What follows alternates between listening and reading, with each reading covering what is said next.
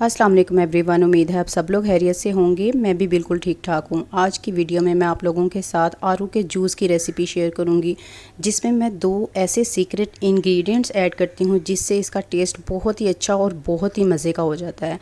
उन 2 secret ingredients की वजह से जो भी इसको पीता है वो इसकी रेसिपी पूछे बगैर मेरे से नहीं जाता कि मैंने इसमें ऐसी क्या चीज़ ऐड की है जिससे इसका टेस्ट बहुत ही अच्छा हो गया है और बहुत ही मज़े का लग रहा है।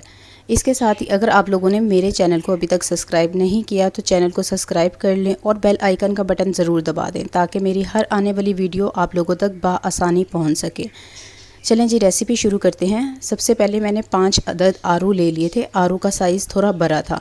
5 अदद आरू को हम लोगों ने 4 हिस्सों में काट लेना है। इनके बीज अलग कर देंगे और इनको हम जिस तरह भी आपको कन्वीनियंट है उस साइज़ में आप इसको काट लें।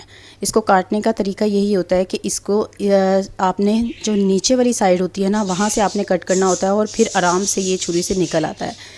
इसको काटते हुए थोड़ी सी दिक्कत पहले शुरू में मुझे होती थी, लेकिन ये जब से मैंने इस तरह से काटना शुरू किया तो आरू बहुत ही अच्छी तरह से निकल आते हैं। अक्सर ऐसा होता है कि हम लोगों ने कभी आरू किसी के सामने भी रखने होते हैं तो वो बहुत ही प्रॉब्लम हो रहा होता है, जूसी सा हो जाता है। तो इसलिए इस तरह से अगर आप आरू कट करेंगे तो आपके आरू बहुत अच्छी तरह से कट जाएंगे और उसके जूसी से भी नहीं होंगे, मतलब कि उनकी शेप भी ख़राब नहीं होगी। ठीक है, अब मैंने 5 अदद आरू सबको मैंने काट लिया था। इसके बाद मैंने एक जूसर का जग लिया है, उसमें इन सब कटे हुए आरुओं को डाल दिया है। आरुओं के छिलकों को मैंने अलग नहीं किया है। आरुओं के छिलकों में बहुत से विटामिन्स मौजूद होते हैं। अगर आप इनके आरुओं के छिलकों को निकालेंगे तो वो विटामिन्स आपके ख़त्म हो जाएंगे। तो इस वजह से इनके छिलकों के साथ ही आपने इस्तेमाल करना है। सब आरुओं को, कटे हुए आरुओं को मैंने एक जूसर में डाल दिया है। डालने के बाद मैंने इसमें 1/4 कप के करीब चीनी डाली है।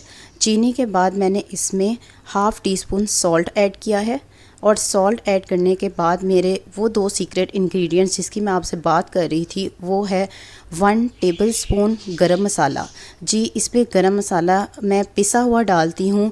आप इसमें पिसा हुआ गरम मसाला भी डाल सकते हैं। अगर ये नहीं है तो आप इसमें 1 टेबलस्पून काली मिर्च का इस्तेमाल कर सकते हैं। इसके अलावा मैंने इसमें 1 पिंच जो है वो चाट मसाले का डाला है। ये वो 2 सीक्रेट इंग्रेडिएंट्स हैं जिससे इसका टेस्ट बहुत ही अच्छा हो जाएगा और इतना डिफरेंट आपको फ़ील होगा कि ना तो आपको बहुत ज़्यादा गरम मसाले की टेस्ट आएगा, मतलब जैसे आप अगर ये सोच रहे होंगे कि हम जूस में गरम मसाला डालेंगे तो वो उसका टेस्ट पता नहीं किस तरह का आएगा। ये सिर्फ़ और सिर्फ इसका टेस्ट इन्हेंस करेगा। इसमें आपको बहुत ज़्यादा गरम मसाले का टेस्ट नहीं आएगा जिस तरह हमें खानों में फ़ील होता है। ठीक है, आपके पास गरम मसाला नहीं डालना चाहते, आप इसमें काली मिर्च का इस्तेमाल कर सकते हैं गरम मसाले की जगह पर।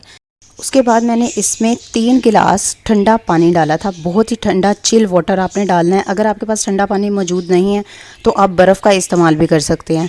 इसमें मैंने ठंडा पानी ऐड करने के बाद इसको सिंपल ब्लेंड कर लिया था। अब आपने इसको गिलास में सर्व करना है। गिलास में सर्व आप अपने लिहाज से कर सकते हैं, सिंपल सर्व भी कर सकते हैं। अच्छा, इसको आप मज़ीद पतला भी कर सकते हैं, लेकिन अगर आप इसको पतला करेंगे तो इसका टेस्ट वो वाला नहीं आएगा जो कि मैं आपको बताना चाह रही हूँ कि इसका टेस्ट कितना अच्छा इन्हेंस होकर आता है। ठीक है, इसके लिए मैंने अब गिलास में 5 से 6 तकरीबन क्यूब्स डाले हैं। छोटे साइज़ के थे मेरे पास और उसके बाद मैंने यहाँ जूस को सर्व कर दिया है। बच्चों के लिए आप डाल रहे हैं तो इसमें स्ट्रॉ ऐड कर दें और साइड पे पीच लगा दें। इसके साथ ही मुझे इजाज़त दें। अपना बहुत सा ख्याल रखें। मुझे अपनी दुआओं में याद रखिएगा। Take care. अल्लाह हाफिज़।